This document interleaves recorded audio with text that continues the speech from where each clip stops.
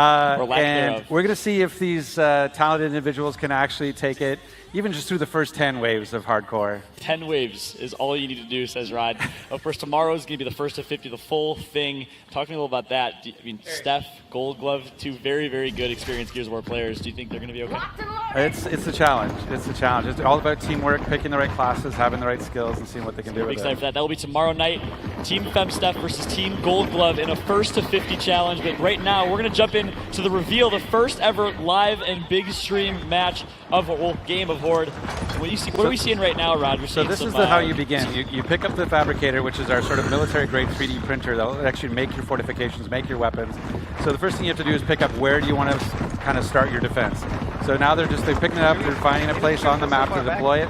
Once they deploy it, the clock will start and the monsters will come. But they're still trying to find that right location. And you can see some cool characters. We've got Zombie Dom, some more Anya, all part of our Brothers to the End pre-order exclusive. So now there you go. The wave one's beginning. And now it's all about earning some energy. You see there's a little that icon there about some energy. As you kill things, you'll pick up energy, and you bring it to the Fabricator, and that allows you to build. And so they're putting up spikes right there. They talked a little about burning and building bridges. Looks like in Horde, we're still going to be building fortifications. It's building and burning barriers. Yeah, at this point, is basically barriers, not bridges. Interesting. So the Fabricator is really the key to where you're going to set up as a team and where you want to start. Looks like they decide to go back into their spawn. We're seeing Relic right now. Relic is a map. Where do you think, in your opinion, is the best place to set up? Do you think it's a good spot? I think they picked a pretty good spot going back towards spawn. You want to. It's a symmetrical map, so you want to kind of sort of defend across the width of the map, which is a good place to go. And you can sort of see a little bit about what their classes they've chosen. You pick the heavy. Oscar as an example is a heavy in this case, and you know that because he's carrying a boom shot. It's the default weapon of the heavy class, and they get sort of bonuses for turret use, and they get obviously having that boom shot all the time is really handy. So there are classes in Gears of War 3 Horde. Does each class have an assigned character? No, you can mix and match as much as you want. It's not like Overrun and Judgment. Whatever class can have whatever character, and so and you're not locked to your weapon. So if you're an engineer and you want to pick up something off the battlefield, you can. The only thing you're sort of locked to is your repair tool and your pistol slot. But everything else you can pick up and mix and match as you want. So I don't have to worry about a bunch of bears running around repairing I mean, the heavy, over again. They have the boom shot, they have explosive weapon benefits, but they can swap that out for a drop shot, and they still get the same benefits because it's another explosive weapon. Right? Very cool. Very cool. So we're going to see round number 2 here. We saw some new enemies here in wave number 1. Those are some DBs, or we saw Peacemakers. Is that the standard for round 1 or wave 1 of Horde? Is it going to be DBs only? No, it mixes and matches. Like what happens is the way the system works is that basically they get a certain amount of points they use to allocate their what the system allocates points towards the spawn. So you can get kind of a variety within a certain type. So it could be a lot of one kind or just a few mix and match, right? So, but they do sort of go up in. There'll be certain enemies that show up on certain waves. When you see a Guardian as an example, a floating robot, that's in the later waves of that round, and we'll probably see one as we get through. Cool. So breaking on the action, what we're seeing right now, we saw Sadko pick up a headshot, and I think we saw the teams from the last match are merged. Game Tech are now buddies, they're now teammates, trying to repair the relationship after that one. And round number 2, we see them working together, rotating as a team. This is a little bit different than what I'm used to seeing in Horde. They're rotating around the map. They're not really fortifying in one area. Is that something that's different about Horde 3.0? Well, no, I think it has to do more with where we are in the cycle, right? Like Horde is a 50-wave kind of an endurance test. It's a fight for survival. And these first 10 waves, you can be a little bit looser in terms of where you fortify and having to stay behind the barriers because it really hasn't impressed you yet. So these first 10 waves are really just a taste of it. So if they were to fail in the first 10 waves, I don't know if we can keep going after that. But I think that it's that notion of being able to, this is where you're earning some energy. And the trick here is they have certain paths, like a scout as an example. The scout doubles the energy you earn if they do it during combat. So you'll see that when the scout goes out and they have the one with the shotgun, you can see the Nasher, that if they go out and they pick it up while combat, they'll get an extra bonus. They get double the energy. So the trick is you really want to use that scout to go and claim all that energy, and then you can actually get a skill which allows you to get an extra bonus when you deposit. So you really want that scout out there picking up all that energy. Wow, that is really cool. And me as a multiplayer type of Gears of War player, that's awesome to hear. That takes some skill and puts it into Horde in a major way. You want to give the scout someone that has good movement, someone that's maybe fast. Right. So now we have someone go down. So now their cog tags spawn into the world. So that's another thing we're doing differently in Horde 3.0 is you can actually recover your teammates. So you can go over and pick up those cog tags, bring them back to the Fabricator, and that'll bring them back to life. So you can see right now they're carrying Vladimir Gluten's cog tags. So head back to the Fabricator, and the first one's always free. So they take that back, and then they'll come back and back in the fight. So it's going to cost you something after the first one. As for the first one, it starts going higher and higher with each one. So you don't want to do that too often. And here you said that's going to cost energy, or what is it that it costs? Is it yeah, it costs energy, which will drain. It'll drain after, because you can see in the top left there, they're showing you how much energy you're carrying personally and how much is stored in the fabricator. And so you want to, that as you bring people back, they'll start draining your fabricators. Wow, that is so cool. So energy replaces money or currency in Horde 3.0? Yeah, it's energy. They feed the fabricator to be able to create the the fortifications you want. There you have it. Very cool. You see there we go, wave 3. 2 kills.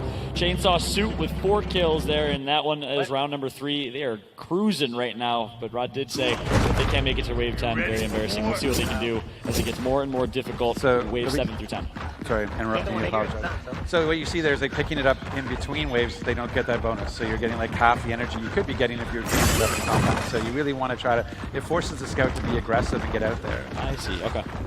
So you really want to play scout if you're the type of person that likes to get down and dirty in close range. Yeah, absolutely. That's why we give them the shotgun. We expect them to be out in the middle of all of it, right? And you want to play that way. But what's interesting is that you don't have to. You're not fixed to one of each type. There's 5 classes and 5 players, but it doesn't mean you have to have one of each class. You can do all engineers, you can do all heavies, you can do mix and match, you can do one of each.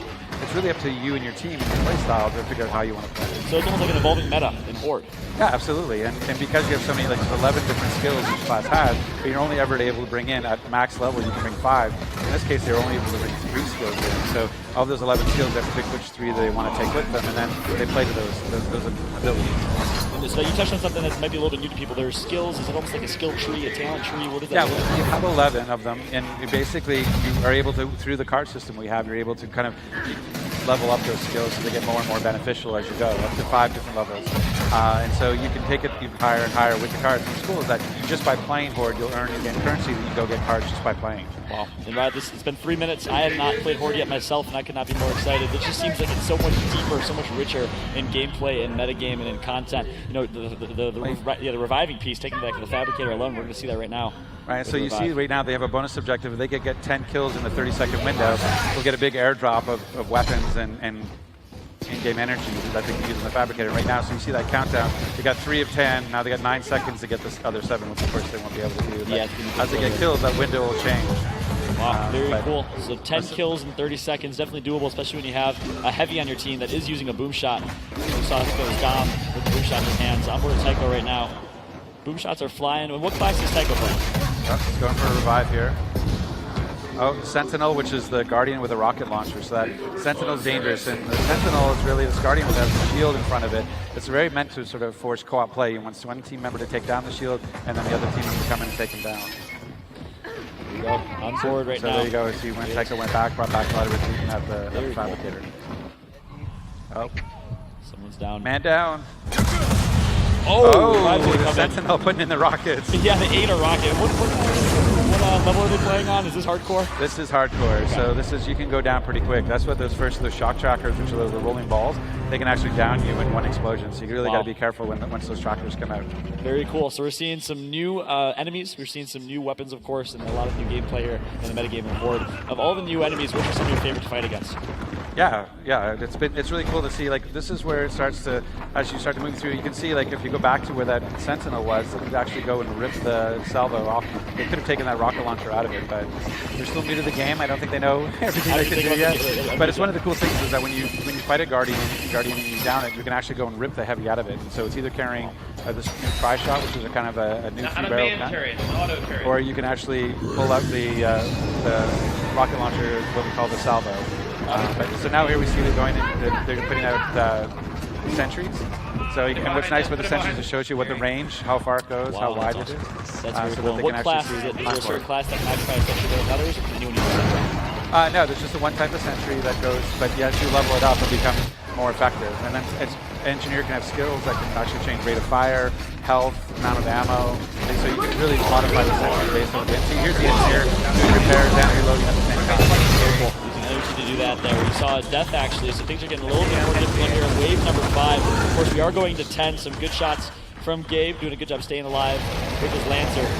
Yeah, they really need to start focusing on that Guardian. Like, They can see there you get the double bonus, the 198 plus 198, so we're getting double the money by having that scout go. The scout that got the energy. I see. Yeah, so anyone can pick up energy, but if the scout gets it, they get double bonus. Correct. That's their passive. That's what makes the scout, because the scout can trade out their weapons. They can go pick up an overkill. They can pick up an M-bar. They can pick up whatever weapons they want. What makes a scout is that sort of notion of being about the energy. That's amazing. Wow, and the Horde just continues to impress me. Once again, I can't say enough how deep it is, how rich it is.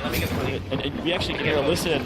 We hear them saying, let me get the money, let me get the money. That's the communication here. The scout is always want to be a little bit more greedy, and it's for the benefit of the team, right? Yeah, well, it's playing to your strength. It's like in hockey when you're Canadian. It's like in hockey, you got to play your position, right? You got to play your position. And so this is like, if you're the scout, let the scout go get the energy, and if you're the sniper, let them go get the headshot. Like that kind of stuff. You have to recognize it's not just about let's all go rushing out.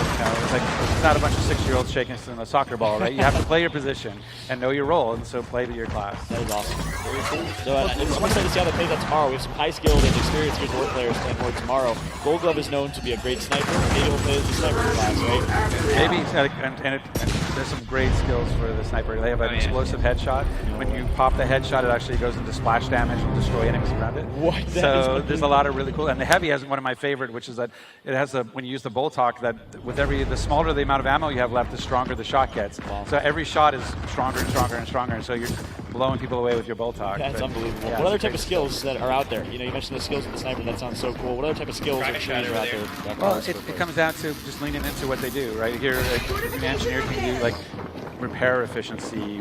They get stronger fortifications, those sorts of things, right? And then Scout is about movement speed and health, because they're out right nose to nose with everybody, right? The Soldier is about assault rifles, so you can get like huge amounts of ammo. I've had a Lancer with 1,100 rounds in it, right? And when things, the Soldier spawns with frag grenades, nobody else does, so you can go around and start planting grenades. And you can get it, there's a skill that allows you to plant up to 6 frag grenades and more in the environment, so you can really set up some really cool stuff. Yeah, that is awesome. Very cool. I've heard a little thing from the locker, the weapon locker. Talk to me a little about what the weapon that's one of the new we haven't fortifications. seen it yet happen. Hopefully we do, but in case it doesn't happen, talk to me about that. Yeah, well, so one of the things that, in the previous board matches, what would happen is a bunch of stuff would fall on the ground and it would just get cleaned up in between waves. And so you wouldn't be able to sort of stockpile it. So we have this new fortification called the weapons locker that you can actually go and pick up that rocket launcher, put it in the weapons locker, and not only will it hold on to it in between waves, it will actually be loaded for you. Wow. So you can go and drain it down to one rocket, put it away, fight for a couple waves, come back, and now I've got a fully loaded rocket launcher ready to go again. So it tiers over time. You just get more and more ammo over time? Or yeah, and what's cool is that as you level up, like as they spend money, what you'll see on the fabricators, that as you spend money, it gets closer and closer to leveling up. So the more you use the fabricator, the faster it levels. And then so you get like a weapons locker, level 1, you get 1 slot, level 2, 2 slots, level 3, 3 slots, level 4, 4 slots. And so you can store more and more stuff on it. And we just saw Cyan Boomshot on screen, took a lot of damage to die. Talking about that enemy. Yeah, it's just a really tough enemy. They bring in the heavy weapons at that level. You see their value by the stack of energy that's left behind. So you saw the 3 stack. That tells you that's a very valuable enemy.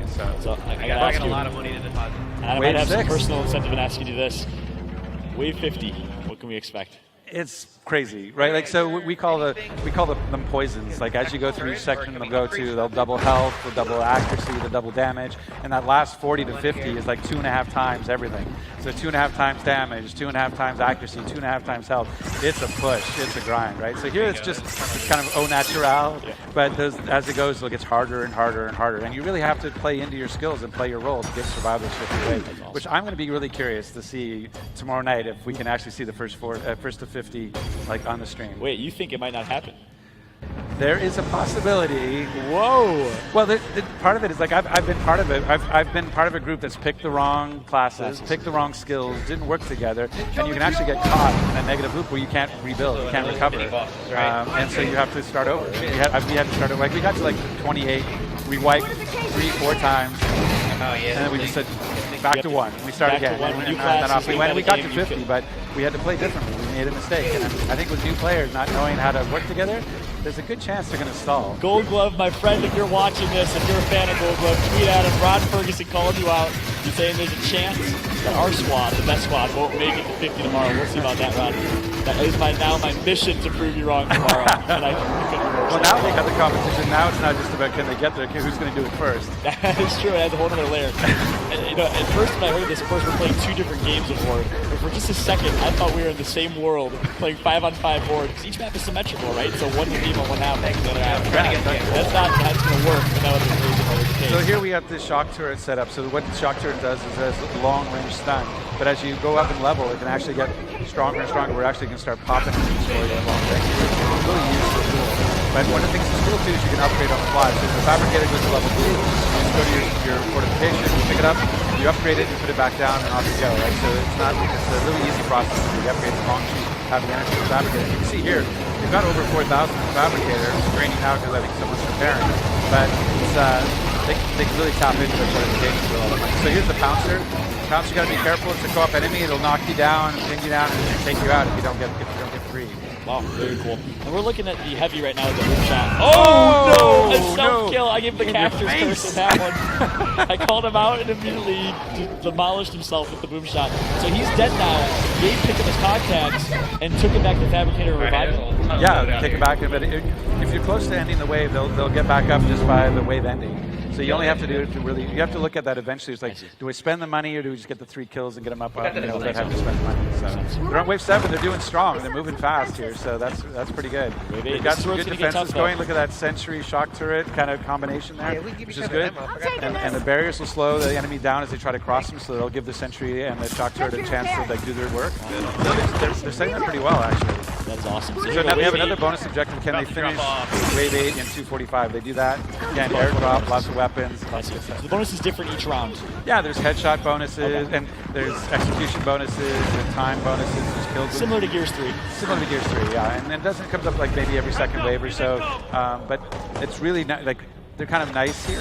When you get up into the 40s, they're mandatory. Like if you get when 4 rocket launchers come spilling out, it's joyous. So like that's what you need to carry you through that next wave. That's awesome. So can you move the fabricator after you place it? Absolutely, you can take the fabricator anywhere you want. Wow. And it's a 2-man carrier, so one person can drag it slowly, but if a second person gets on it, you can actually hustle it across the map. That's awesome. It's almost a feature and campaign kind of about the Horde is the idea of teamwork and working together to complete objectives. So that's awesome to see, and that creates the metagame, right? And I love that. I can't talk about it enough. The idea of energy, the idea of having to run around and get energy. You can't just fortify in one area. You have to really kind of rotate and move together as a team to succeed. If you can, you just won't be successful because you don't have as much energy. Right. And you can see like the scout tomorrow, Anya, the scout in this case, is getting like double. She just got pistol whipped in a most horrible fashion. Bias working to do it. That's not nice.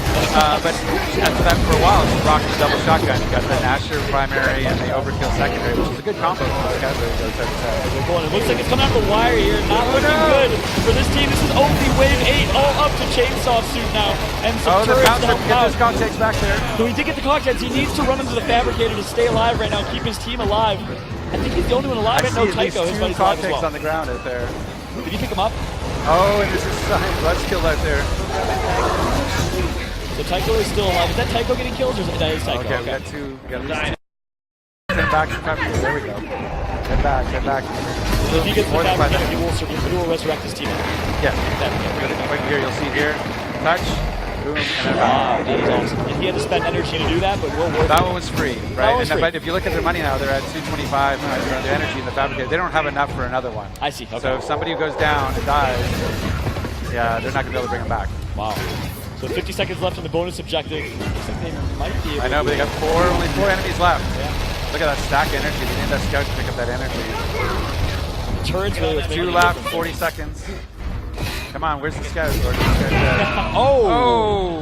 Boom shot's gonna down him. Oh, it's a double they got actually. both. He did get them both. Can he pick up both kills? He's so slow. Only 1 left. Oh my goodness! Oh! They wiped at 8.